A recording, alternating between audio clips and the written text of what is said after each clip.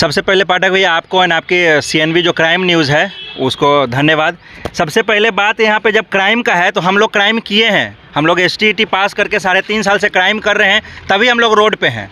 अगर ऐसा नहीं क्राइम किए होते ना तो हम लोगों रोड पे नहीं होते, हम लोग कहीं ना कहीं स्कूल में स्थापित होते। बात यह है कि हम लोगों का जो 2 मांग है, 2 या 3 मांग है सरकार से प्रमुखता से, जो हम शॉर्ट में रख देना चाहते हैं। सबसे पहले तो छठा चरण के नाम पे हम लोगों को बहुत दिन तक बरगलाया गया है और अभी भी छठा चरण का हवाला दिया गया है कि प्राथमिक का जो है 17 से 20 मार्च को नोटिफिकेशन आएगा और उसके बाद 25 से 28 तक उन लोगों को ज्वाइनिंग लेटर दिया जाएगा। पहला बात तो उसी तरीके हम सरकार से मांग करते हैं कि छठा चरण में माध्यमिक और उच्च माध्यमिक का जो भी बचा हुआ है उसको आप समापन कीजिए जल्द से जल्द, ताकि 7वां को फ्रेश के रूप में निकाला जा सके।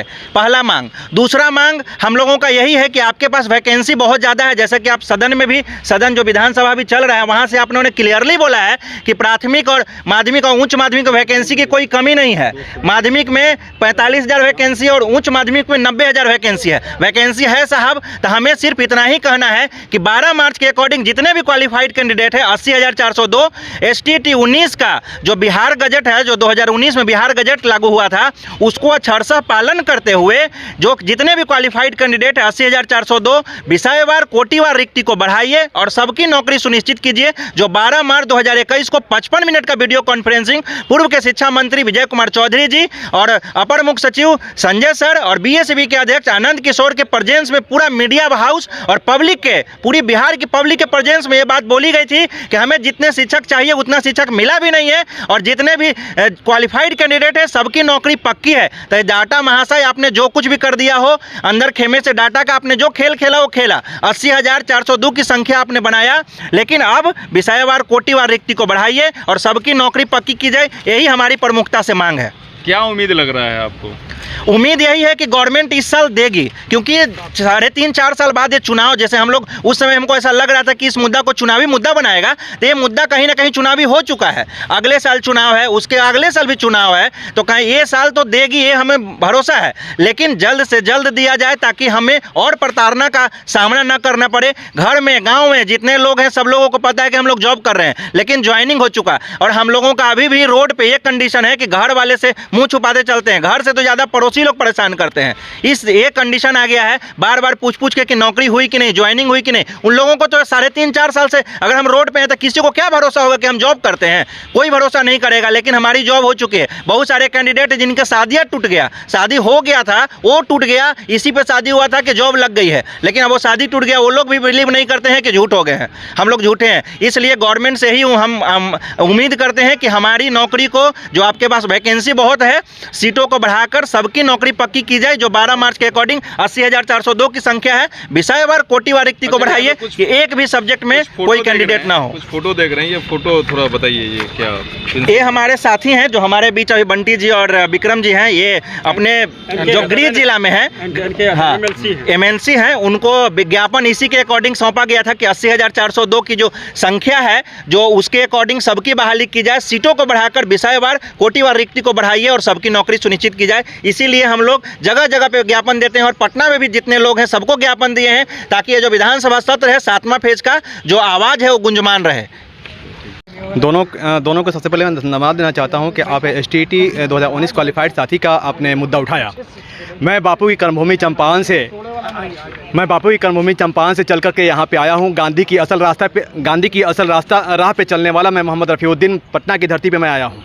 एक तो चंपारण की मीट यात्रा चल रही है, लेकिन मैं असल गांधी की संदेश लेकर के, गांधी की कर्मभूमि से मैं यहाँ चल के आया हूँ कि STET 2019 80,402 लोग क्वालिफाई किए हुए हैं, उन सभी की बहाली पक्की की जाए, क्योंकि निर्वातमान शिक्षा मंत्री, जिनको जलेबी मंत्री मैं कहता हूँ, वो जलेबी मंत्री अब तक जलेबी जैसा है ना घुमा रहे हैं। कल के जो विधान परिषद का में जो बात उठाए थे सम्राट चौधरी जी ने बोला कि आप 80,402 शिक्षक अभ्यर्थी की बात कीजिए, तो वही जलेबी से घुमाना शुरू कर दिए। तो करें आप है ना जलेबी जैसा गोल गोल मत घुमाइए, ये सम्राट चौधरी जी भी कह रहे हैं उनको।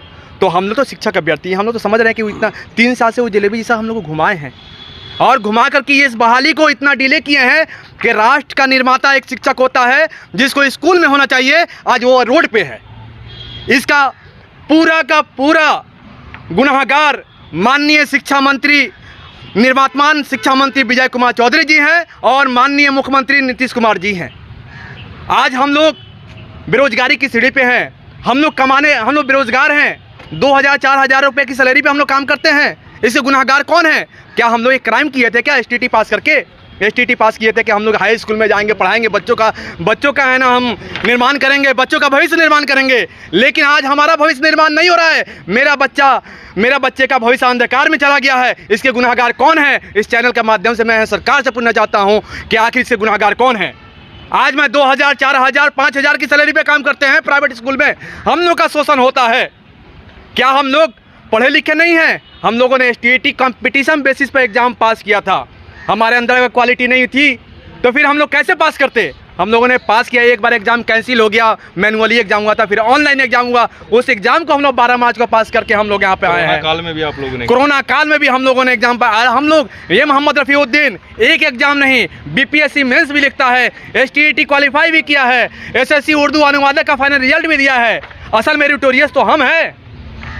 चंपारण की कर्मभूमि से चलकर हम तो यहाँ आए हुए हैं कि महाराज आप कहाँ हैं? आपका क्या कान बहरा हो गया है? क्या आप हमारी बातों को नहीं सुन पा रहे हैं? 3 साल हो गया है, क्या 3 साल में हम लोगों का दुख दर्द आपको सुना नहीं जा रहा है? आपसे गुजारिश है, मैं दोनों हाथ जोड़ता हूँ माननीय मुख्यमंत्री नीतीश कुमार जी से कि आप हम लोग की भलाई के बारे में सोचिए। आप आश्वासन मत दीजिए, आप जलेबी जैसा मत घुमाइए। अब तो बहाली, अब नोटिफिकेशन निकालिए ताकि हम लोग स्कूल के अंदर चले जाएं, अब बच्चों का भविष्य का निर्माण करें। हमारा बच्चा भी तो उसके बदले में जो सैलरी आएगा, जो पैसा आएगा, हमारे बच्चा का भी तो भविष्य अंधकार नहीं होगा। उसको भी तो उजाला करना है मेरा भविष्य का, मेरे बच्चे का। आज उसके गुनाहगार कौन है? इस बात को मैं इस चैनल के माध्यम से कहना चाहता हूं कि आप लोग भी इस बात को प्रमुखता से उठाइए और बोलिए। इसी चैनल के माध्यम से मैं एक बात भी कहना चाहता हूं कि मेरे बगल में ये अभिनव तिवारी जी हैं, मेरे बगल में एक अहमद किंजवार जी भी हैं। इसी आंदोलन के चलते इन पर है ना जेल गए, और जेल ही नहीं गए, इन पर एक ऐसा धारा लगाया गया जो कि नॉन अवेलेबल धारा है। 353 कौन सा धारा लगा हुआ है? कौन सा धारा लगा हुआ है? 188, 147, 144, 4 संगीन धाराओं के अंतर्गत 149। क्या हुआ था आपके साथ? दरअसल हुआ था कि हम लोग शिक्षा मंत्री जी से मिलने सचिवालय विकास भवन पहुंचे थे और यहाँ की सचिवालय थाना का पुलिस प्रशासन ने, हम सभी साथी जो है सचिवालय पहुंचे थे शिक्षा मंत्री से मिलने के लिए। लेकिन यहाँ का पुलिस प्रशासन सचिवालय थाना ने हम लोग को डिटेन किया और जो है 4 साथियों को फुलवारी शरीफ जो है मंडल कारा फुलवारी शरीफ में पहुँचा दिया। 4 संगीन धाराएँ हम लोगों के ऊपर लगाई गई। 353, 144, 149, 188 ये धाराएँ लगाई गई। तो शिक्षा मंत्री या मुख्यमंत्री हो या उप मुख्यमंत्री हो, 147। तो इन सभी से कहना यह है कि अगर आप अपने मन से किसी को रोजगार नहीं देंगे तो क्या इस पटना के धरती पे या बिहार के धरती में अपने मांगों को रखना क्या गुनाह है? क्या नहीं ना। जब आप ये चुनाव होता है तो आप जनता के घर घर पहुंचते हैं, तो हम तो अपना हक मांगने आ रहे हैं। हम कौन से आपसे भीख मांग रहे हैं? भीख नहीं मांग रहे हैं, हम अपना रोजगार मांग रहे हैं। और शिक्षा मंत्री हो, मुख्यमंत्री हो, उप मुख्यमंत्री हो या वित्त मंत्री वर्तमान जो हैं, इन सब से मैं एक ही बात कहना चाहता हूं कि आप जो है आपस में सामंजस्य बैठाइए और आप जो है राजनीति की भेंट जो है हमारी बहाली को मत चढ़ाइए। आप आपस में सामंजस्य बैठाइए और अतिशीघ्र 6ठे चरण में जो माध्यमिक और उच्च माध्यमिक में जो नियोजन बाकी है उसको कंप्लीट कराइए, पूरा कराइए और 7वां चरण का जो नियमावली पारित करे और जो है विज्ञापन को अतिशीघ्र लाए। क्योंकि आपको जो है चुनाव में मुख्यमंत्री और प्रधानमंत्री बनने की होड़ लगती है और हमें तो 2-4 पैसे की जरूरत है। आपका तो पैसा चाहिए आपको अपने भोजन के लिए, हमें क्या चाहिए? हम हवा पीते हैं, हमें भी पैसा चाहिए सरकार। तो आप जो है राजनीति करना बंद करिए, विधानसभा में जा करके बयानबाजी करना बंद करिए, क्योंकि ये बयानबाजी से हमारा पेट नहीं भरता। हमारा पेट भरता है रोजगार से। हमारा पेट भरेगा पैसा जब होगा, हम इस विद्यालय में पढ़ाएंगे, उससे जब अर्निंग करेंगे तो हमारा पेट भरेगा। तो आप जो है बयानबाजी और गोल गोल घुमाना जनता को छोड़िए, धरातल पे उतर के काम करिए। नहीं तो इसी तरीके से आपका विरोध होगा पटना में, हर जगह या पूरे बिहार में आपका विरोध होगा। इस विरोध को झेलने के लिए तैयार रहिए, नहीं तो आप जो है अविलंब 7वां चरण का विज्ञप्ति जारी करिए और रिक्तियों को बढ़ाते हुए तमाम विषयवार कोटिवार रिक्तियों को को बढ़ाते हुए तमाम 80,402 क्वालिफाइड कैंडिडेट्स की नियुक्ति सुनिश्चित करिए। आपसे यही मांग है हमारी। साथ में इनके ऊपर लगू और जो हमारे संगीन धारा है और वो संगीन धारा को जल्द से जल्द खत्म करने की कोशिश सरकार से यही मांग करते हैं कि हम जितने भी साथी पे जो संगीन धाराओं के अंतर्गत उन्हें जेल भेजा गया है, अभी वो आर्थिक रूप से प्रताड़ित होकर के जाते हैं कोर्ट में अपने केस को लड़ते हैं, उनके पास उनकी आर्थिक और मानसिक स्थिति बिगड़ चुकी है। सरकार से आग्रह है कि केस को वापस लिया जाए क्योंकि हमारी स्थिति बिल्कुल दयनीय है।